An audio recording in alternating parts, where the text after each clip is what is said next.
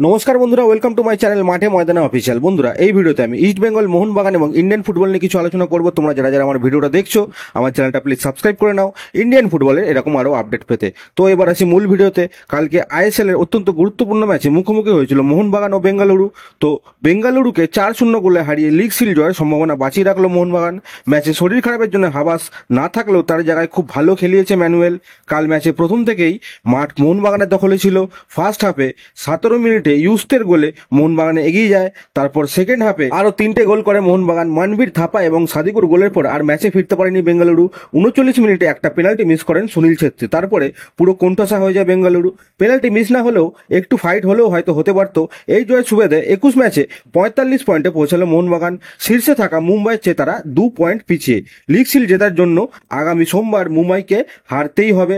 Draw করলেও কিন্তু Mumbai champion হয়ে যাবে। এমন অবস্থায় জিততেই হবে মোহনবাগানকে, তবেই লিগ শিল্ড উইনার হবে। তবে এই মরশুমে মোহনবাগানের আপফ্রন্ট যা পারফরমেন্স করছে তাতে চ্যাম্পিয়ন হওয়া শুধু সময়ের অপেক্ষা। অ্যাটাক দিয়ে তারা ডিফেন্সের দুর্বলতা ঢেকে দিচ্ছে। কালকের ম্যাচের প্রথম থেকেই অ্যাটাক কাউন্টার অ্যাটাকে খেলা চলতে থাকে। খেলার 9 মিনিটে রেফারি রাহুল কুমার গুপ্তা সদয় না হলে লাল কার্ড হয়তো দেখতে হতে পারত আমনদীপকে। অপোনেন্ট প্লেয়ারের বুকে পা তুলে দিয়েও হলুদ কার্ড দেখে ছাড় পেয়ে যান তিনি। প্রতিবাদ করতে এসে কার্ড দেখেন বেঙ্গালুরুর গোলকিপার গুরপ্রীত। যাই হোক, অ্যাওয়ে ম্যাচে 3 পয়েন্ট নিশ্চিত করে সোমবার সল্টলেকে হোম ফ্যানদের সামনে লিগ সিল নিশ্চিত করতে নামবে মোহনবাগান। এরপর আছে একটু ইস্ট বেঙ্গলের কথা। তো আরএফডিএল ন্যাশনাল স্টেজে খেলতে রাজধানীতে পৌঁছে গেছে ইস্ট বেঙ্গল, যেখানে 14 এপ্রিল ইস্ট বেঙ্গলের প্রথম ম্যাচ খেলছে নর্থ ইস্ট ইউনাইটেডের বিরুদ্ধে। খেলাটি শুরু হবে সকাল 8টা দিয়ে। ইস্ট বেঙ্গলের হয়ে আরএফডিএল দলের সঙ্গে এখনো যোগ দেয়নি আমান বিষ্ণু সায়নরা। ফেরার সময় বিমান বিভ্রাটে ফেসে যায় ইস্ট বেঙ্গলের ফুটবলাররা। 2:10 নাগাদ দিল্লিতে ফ্লাইট ছাড়ার কথা ছিল, কিন্তু টেক অফ করার পরে যান্ত্রিক অসুবিধার জন্য থেমে যায় প্লেন। এরপর 3 ঘন্টা প্লেনের ভেতরেই থাকে ফুটবলাররা। যাই হোক, সায়ন বিষ্ণু আমানরা দিল্লিতেই আছে। তারা সেখান থেকে আরএফডিএল দলের সঙ্গে কিন্তু যোগ দিয়ে দেবে। তো এরপর আসি ট্রান্সফার নিউজে। বেঙ্গালুরুর 22 বছর বয়সী রাইট ব্যাক রবিন যাদব পরের মরশুমে কিন্তু নর্থ ইস্ট ইউনাইটেডে যোগ দিতে চলেছেন।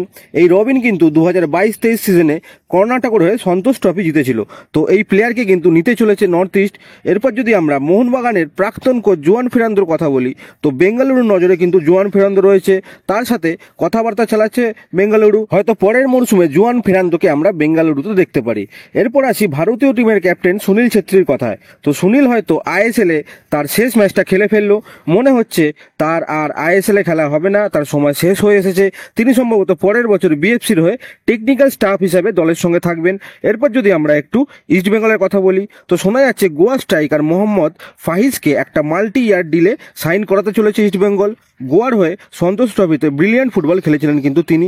গোয়া আগের মরশুমে ফাইনালে উঠেছিল। তো সন্তোষে মূলত সেই দলেরই একজন কি প্লেয়ার ছিল এই মোহাম্মদ ফাইজ। তো তাকে কিন্তু নিতে চলেছে ইস্ট বেঙ্গল। তিনি সম্ভবত রিজার্ভ টিমের সঙ্গে যোগ দেবেন। এরপর আসি আজকের বিগ নিউজে। তো দলের যে 3 বিদেশি সাউল ক্রেসপো, ক্লেটন সিলভা এবং হিজাজি মাহেরকে ধরে রাখার সিদ্ধান্ত নিয়েছিল ইস্ট বেঙ্গল। বিশেষ করে সাউল ক্রেসপোকে নিয়ে সবার চিন্তা ও আগ্রহ দুটোই বেশি ছিল। তো সমর্থকদের জন্য সুখবর, চুক্তি বৃদ্ধিতে রাজি হয়ে গেছে সাউল ক্রেসপো। আগামী 2 বছরের জন্য সাউল ইস্ট বেঙ্গলেই থাকতে চলেছে, যেখানে আইএসএল এর আরও ক্লাব কিন্তু সাউল ক্রেসপোর পেছনে ছিল। বিশেষ করে বেঙ্গালুরু সাউলকে একটা মোটা চুক্তির অফার করেছিল, কিন্তু সাউল ইস্ট বেঙ্গলকে শেষ পর্যন্ত বেছে নিল, যেখানে আগামী 31শে মে 2026 পর্যন্ত সাউল ইস্ট বেঙ্গলেই থাকছে।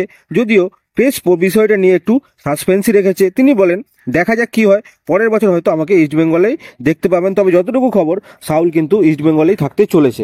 ছুটি কাটিয়ে এসে কিন্তু তিনি সাইন করবেন। এরপর আসি ক্লেটন সিলভার কথায়। তো ক্লেটনও কিন্তু কোনো বড়সড় অঘটন না ঘটলে আগামী মরশুমে ইস্ট বেঙ্গলেই থাকতে চলেছেন এবং খুব তাড়াতাড়ি ক্লেটনও কিন্তু সাইন করে দেবেন।